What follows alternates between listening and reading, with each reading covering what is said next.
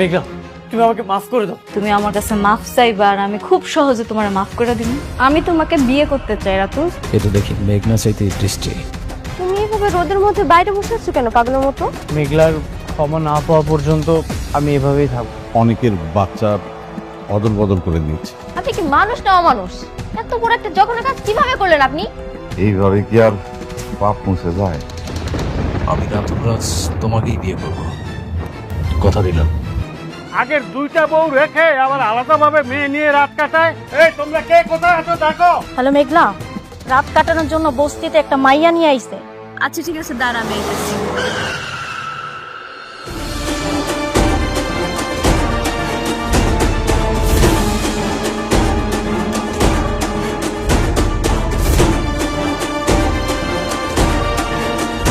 বাহ, এরা তো আমগো পুরান মানুষই। কি ব্যাপার অনেক শান্তাকে নিয়ে আসছো যে? বৃষ্টির কি হয়েছে? বৃষ্টিকে আর ভালো লাগতেছে না? না ভালো লাগবো কেমনে, স্বাভাবিক না, পুরান হয়ে গেছে না। মেঘলার মতো বৃষ্টি এখন পুরাতন, নতুন মানুষের খুব আদর যত্ন করতেছে দেখি। ভালো। কি কি বলছো এসব? শান্তা এখানে কেন আসছে আমি কিছুই জানি না, বিশ্বাস করো। আরেকটা কথা, আপনাকে সবাই রে কয়ে যেতেছি, অনেক এখানে যা খুশি তা করুক, আপনারা কেউ আমার আর ফোন দিবেন না। অনেক যদি মইরাও যায় না, ওর লাশটা দেখার জন্য আমার আর কেউ ফোন দিবেন না। আপনাকে মনে থাকে যাতে। আচ্ছা না, হাত ছাড়ো বলতেছি। খবরদার তুমি আমার আর স্পর্শ করবা না। তুমি আমার স্পর্শ করার অধিকার ওই দিনই হারাইছো যেদিন আমার সন্তানের তুমি অস্বীকার করছো। ওর যা খুশি হোক, তুমি মইরা গেলেও না আমার এখন আর কিচ্ছু আসে যায় না, বুঝছো তুমি?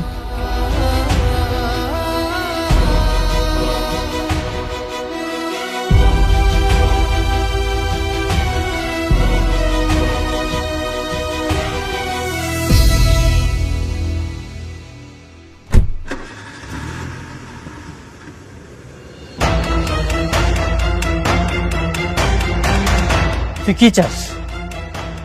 কি হলো, চুপ করে আছিস কেন? তুই কেন আমার সাথে ঝামেলা করতেছিস বল।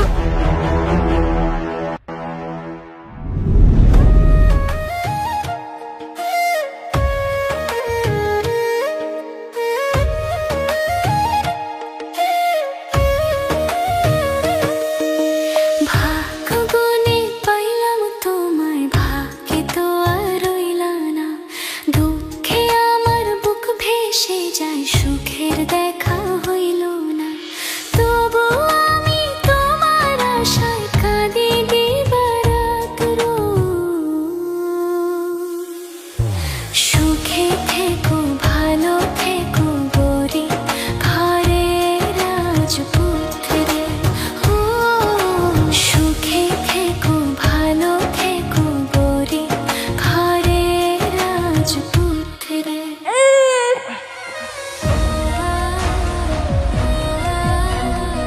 আপনারা আমার জীবনটা বাঁচাইছেন। আমার স্বামী যদি শুনতো এইবার আমার মরা অবস্থা হয়েছে, তাইলে আমার মাইরেই হালাইতো। আচ্ছা শোনো, এইটা যে তোমার বাচ্চা না, এইটা কিন্তু একদম কখনো ঘোষণা করে কাউকে বলবো না, ঠিক আছে? কি যে কন, আমি কেন যাই না শুই না আমার সংসারে আগুন লাগামু কন? আর আপনারাও কখনো এই সন্তানের দাবি নিয়ে আইসেন না। শুনেন, আজ থেকে এই সন্তানের যত খরচ লাগে সব আমি দেব। আপনি আমার ফোন নাম্বারটা রাখবেন, যে কোনো সমস্যায় আমাকে কল করবেন আপনি। আচ্ছা ঠিক আছে, তাহলে নাম্বারটা কন আপা। 0196243700। আচ্ছা হইছে। ইয়ে আম্মা, আমরা তাহলে এখন যাই, মানে কে কখন আইসা বলে তখন আবার ঝামেলা হবে। চলো। হ হ, আমার স্বামী আবার আসনের সময় হয়ে গেছে, আইসা যদি আপনাকে দেখে উল্টাপাল্টা অনেক প্রশ্ন করব। আচ্ছা ঠিক আছে, আমি যাচ্ছি। আপনি কিন্তু কোনো কিছু লাগলে আমাকে কল করবেন। আচ্ছা ঠিক আছে।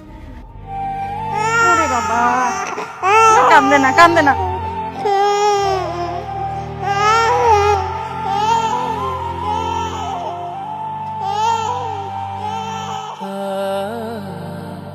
কেন বাবা? বাবা কান্দে না। এই বাচ্চা কাঁদতেছে কেন? ও দুধ খাসনি? ঠিক মতো দুধ খাস নে, ঠিক মতো যত্ন করবি। একমাত্র সন্তান আমার, তোর যদি যত্ন ঠিক মতো না করিস তোর কিন্তু খবর আছে। কাজটা ঠিক হলো না আঙ্কেল, আমার বারবার মনে চাচ্ছে অনেককে গিয়ে সব বলে দিই। একদম খবরদার, এই কথা তুমি মাথায় আনবে না। অনেককে যদি তুমি এই কথা বলো, অনেককে সারা জীবনের জন্য হারাবে। আর অনেকের বউ মেঘলা সোজা আমাদেরকে নিয়ে জেলে ঢুকিয়ে দেবে। আরো কিন্তু এত বড় একটা সত্যি। চুপ থাকো, কিচ্ছু হয়নি, আসো।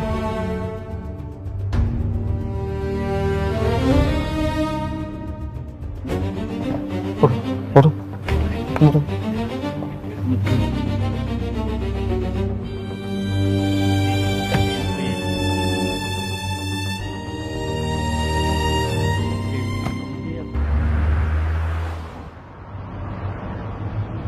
এটা আপনি কি করলেন? হ্যাঁ, আমি আপনাকে ডিজাইন দিয়েছি একরকম আর আপনি বিল্ডিং করলেন অন্যরকম। এটা হইলো কিছু? আমি আপনাদেরকে বলে রাখি, আমি ঠিক যেই ডিজাইনটা দিয়েছি আমার ঠিক সেটাই চাই। বুঝতে পারছেন আপনারা? যান কাজ যান।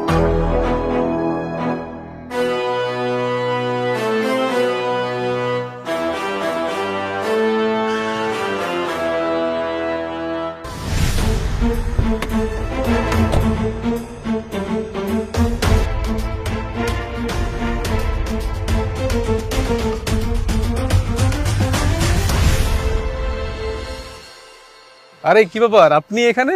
কেমন আছেন? এই তো ভালো, পাশ দিয়ে যাচ্ছিলাম। আমার এখানে প্রজেক্টের কাজ চলতেছে। তুমি কেমন আছো? আমি আমি কি আর ভালো না থেকে পারি? কেউ যখন উপর ওঠা সিঁড়ি পেয়ে যায় তখন তো ভালো না থাকার প্রশ্নই আসে না। ঠিক ঠিক, কথা ঠিক। তোমার সাথে তো এখন বৃষ্টি আর ওমর জাফর আছে, তাই না? হ্যাঁ, ওমর জাফর তো এখন আমার বিজনেস পার্টনার, তার সাথে এখন বেশি ডিল হচ্ছে। Good, very good. তো এখানে কি করতেছিলা? ও এখানে এখানে একটা শপিং সেন্টারের প্ল্যানিং হয়েছে, ওটা দিয়ে কাজ করছি আর কি। গুড জব, মন দিয়ে কাজ করো, একদিন অনেক বড় বিজনেসম্যান হবা। হবা আমি জানি। অনেকের সাথে যতদিন ছিলাম তার কাছ থেকে আমি অনেক কিছু শিখেছি। বলতে গেলে তার কাছ থেকে আমার সবকিছু শেখা, এটা আমি কখনো অস্বীকার করতে পারবো না। বাদ দাও না, থাকে সব কথা। কেন? এক সময় তো তার সাথে কথা বলার জন্য, দেখা করার জন্য আমাকে খুব রিকোয়েস্ট করতেন। এখন কি হলো? করতাম, সময় পাল্টায় গেছে। আমার সন্তান মরার পরে আমি আর ওরে চিনতে চাই না, অনেকের নামটাও না আমি আর শুনতে চাই না। কাজ করতেছো, মন দিয়ে কাজ করো, দোয়া রইলো, কিছু হইলে জানাই। চলো।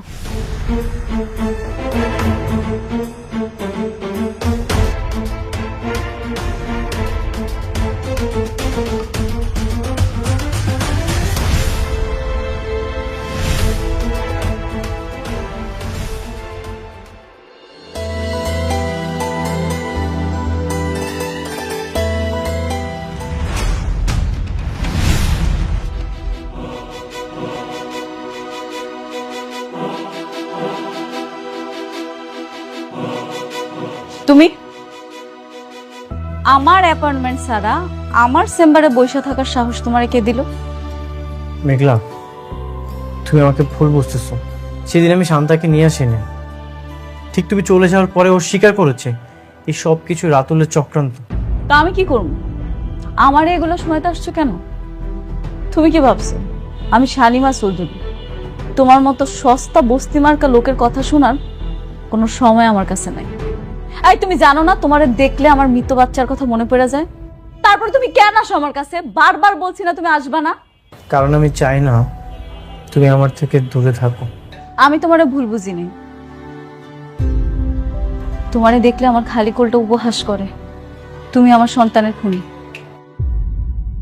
তুমি কেন আসো বারবার আমার সামনে? আমি তোমাকে অনেক ভালোবাসি, সারা জীবন এইভাবেই ভালোবাসতে চাই।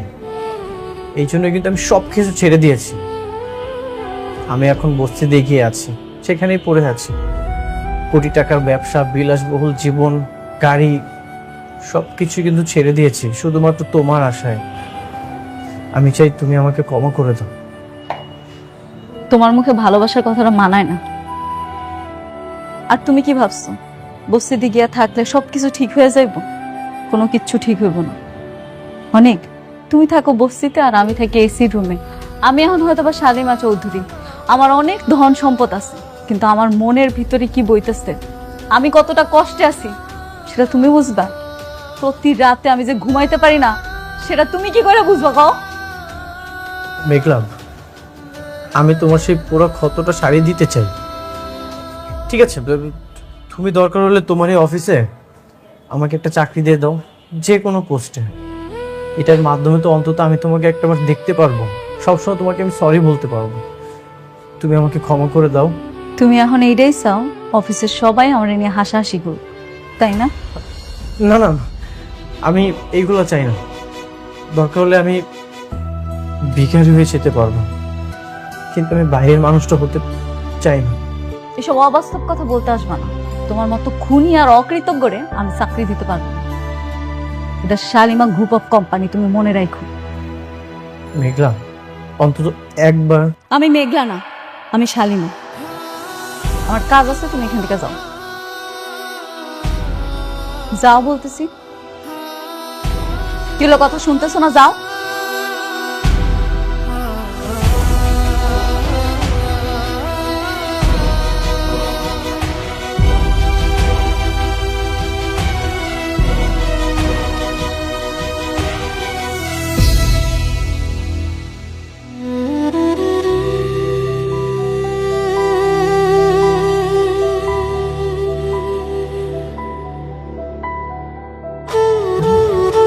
এই একটু দাঁড়াও তো।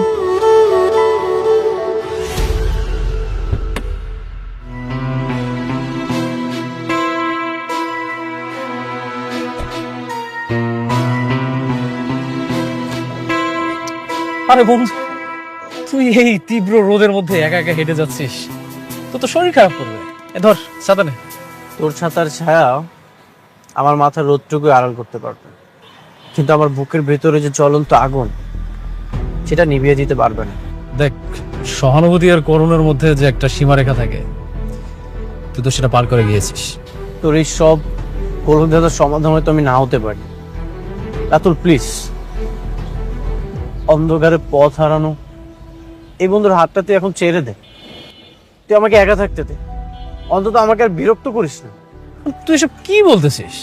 আমি তোর বন্ধু, কোটিপতি হয়ে আমি গাড়িতে রাস্তায় রাস্তায় ঘুরতেছি, আর তুই আমার বন্ধু হয়ে রাস্তার ফকিরের মতো রাস্তায় রাস্তায় ঘুরতেছিস। এটা কেমন না?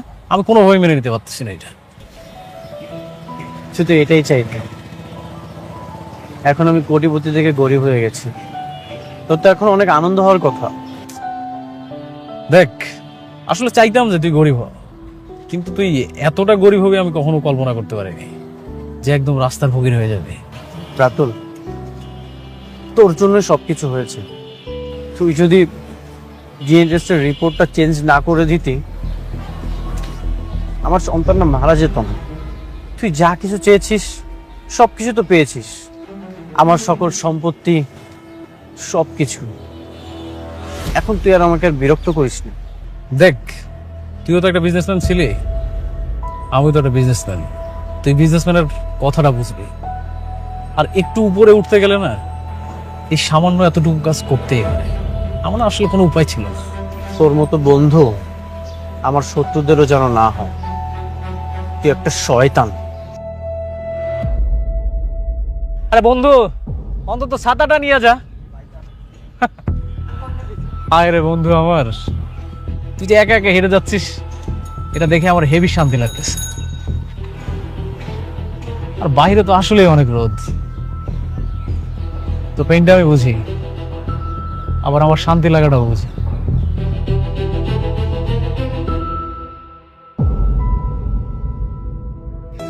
মারে দেখ তো, ঠিক আছে না? হ, ঠিক আছে আব্বা। ঠিক আছে না? সোজা আছে তো? বাস। আচ্ছা, ছবিটা এখানে না রাখলে হইতো না। তুই তো সারাদিন এই ছবিটা দেখবি আর মনে মনে কষ্ট পাবি। দরকার আছিল আম্মা, মানুষের তো কষ্ট পাওয়ানোর লেগে একটা স্মৃতি লাগে। আমার কাছে আমার সন্তানটার কোনো স্মৃতি নেই। আমি কি লেগে বাচ্চা রয়েছি, এখন এই ছবিগুলো আমার সম্বল। আচ্ছা আম্মা, তোমার একটা কথা জিগাই, আমার বাবুরা দেখতে কেমন আছিল গো? মারে কি হইল আম্মা, কথা কইতাছো না কেন? আমার বাবুরা দেখতে কি আমার মতো আছিল? ওর চোখগুলান কি আমার মতো বড় বড় আছিল? ওর নাকটা কি আমার মতো আছিল আম্মা? মারে তখন তো তুই অজ্ঞান ছিলি, একেবারে মরি মরি অবস্থা। তখন তোরে দেখুম না বাচ্চা দেখুম, আমরা তো মা বাচ্চাটারে ভালো করে দেখি নাই, সময় পাই নাই। তাও তো তোমরা ওরে কবর দেওয়ার আগে একটা নজর দেখতে পারছো, আমি তো ওরে শেষ দেখাটাও দেখতে পারি না। কি অভাগী আমি, আমি আমার সন্তানের একটা নজর দেখতে পারি না। মারে কষ্ট পাইস না, আল্লাহ যা করে মঙ্গলের জন্যই করে। আল্লাহ কি ভালো লেগে করলো মা, আল্লাহ আমার কি ভালো করলো, আল্লাহ আমার কেন বাঁচায় রাখলো। আমি আমার সন্তানের একটা নজর দেখতে পারি নাই। একদিকে কষ্টের আর কিচ্ছু হইতে পারে না। আমি প্রত্যেকটা রাত্রে ঘুমানোর সময় আমার সন্তানের মুখটা দেখতে পাই না। আরে মানুষ তো মরে গেলে একটা স্মৃতি থাকে, আমার সন্তানের এই স্মৃতিটাও নেই আমার কাছে। আমি কি আঁকড়ায় ধরা কাঁদবো, আমি কি আঁকড়ায় ধরা বাচ্চা থাকবো, আমার কিচ্ছু নাই।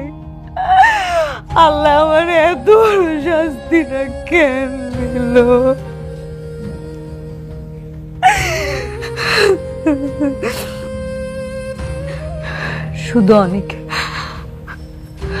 শুধু অনেকের কারণে আমি আমার সন্তানটারে শেষ দেখাটা দেখতে পারি নাই।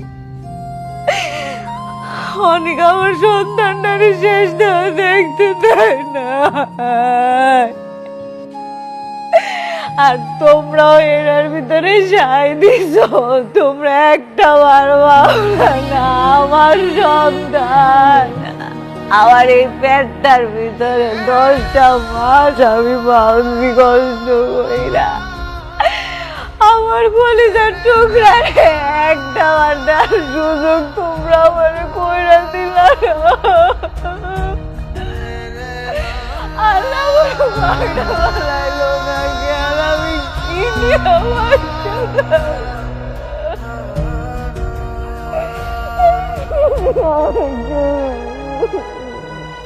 কিছুই শেষ হয়নি বাবা, বাচ্চাটা এত সুন্দর, একদম অনেকের মতো চেহারা।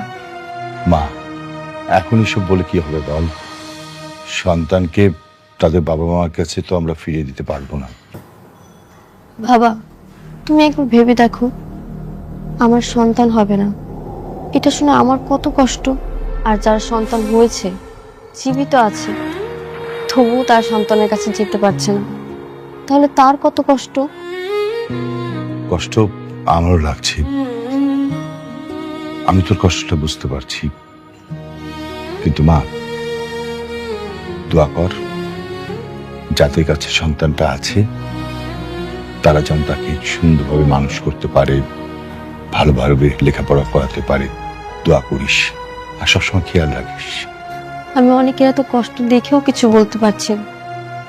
আমার যে কি কষ্ট হচ্ছে বাবা, আমি তোমাকে বলে বোঝাতে পারবো না। আমি বুঝতে পারছি রে মা, দেখ চেষ্টা করে দেখ অনেককে এ বাড়িতে আনা যায় কিনা, তাহলে অন্তত অনেকের কষ্টটা কমবে। ঠিক আছে মা, মন খারাপ করিস না, আল্লাহ সব ঠিক করে দেবে।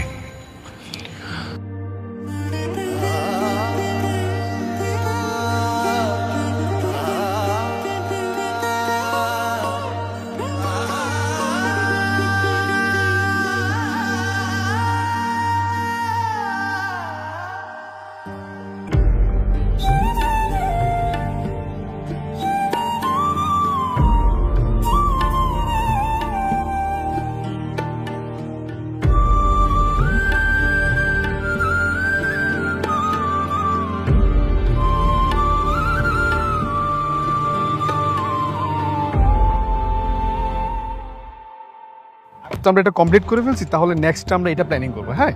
আর এই দিকটা যেটা আছে, তাহলে সেটা আমরা সামনের মাঝে দিক শুরু করবো। ওকে।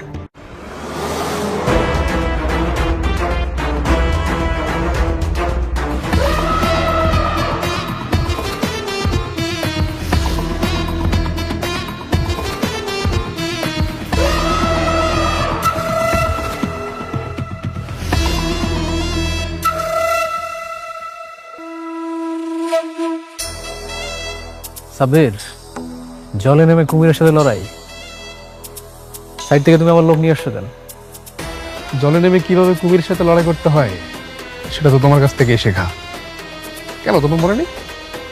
অনেকের কাছ থেকে তার সব শ্রমিক তুমি নিয়ে এসেছিলে। টক্কর, আমার সাথে টক্কর দিলে তার পরিস্থিতি কি হয় তুমি অনেককে দেখে বুঝতে পারো নাই? পরে সামাল দিতে পারবা? আমার লেভেলটা না তোমার মতো এরকম নিচু স্থানে না। আমার কোম্পানির লেভেল এখন শালিমা বিল্ডার্স গ্রুপের মতো হাই। তাই হুমকি দিয়ে তুমি আমার একটা চুলো ছিটতে পারবো না। দেখো সাব্বির, আমি কিছু করতে চেয়েছি আর সেটা করতে পারিনি, এমনটা কিন্তু কখনোই ঘটেনি। আজকের পর থেকে আমার শত্রুর লিস্টে তোমার নামটা খুব সুন্দরভাবে লেখা থাকবে। খেলা হবে। ওকে, আমি অপেক্ষায় থাকলাম, দেখি তুমি কত দূর খেলতে পারো। ওকে, সি ইউ সুন।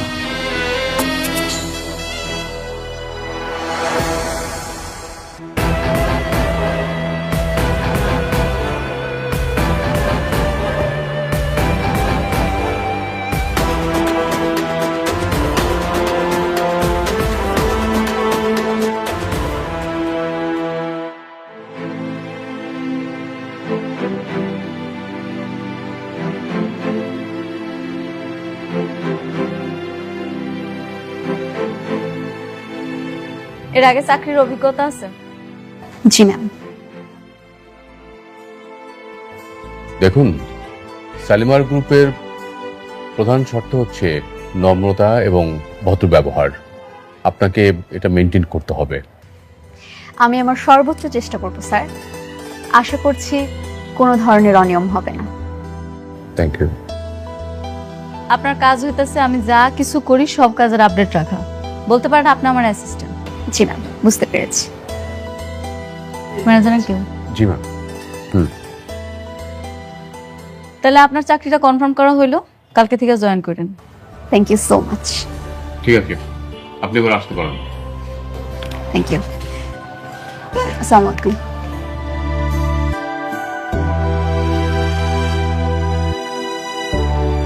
দেখে তো স্মার্টই মনে হলো, মনে হয় কাজ করতে পারবো। আমার তো ধারণা ম্যাডাম।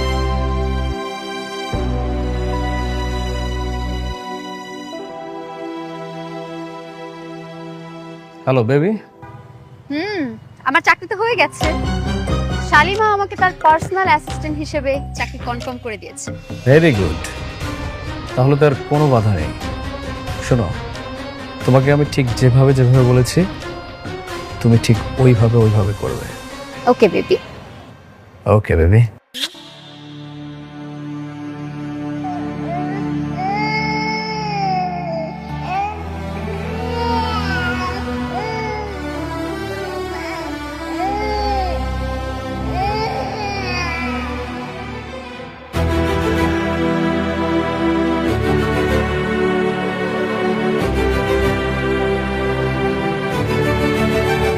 আপনি কে?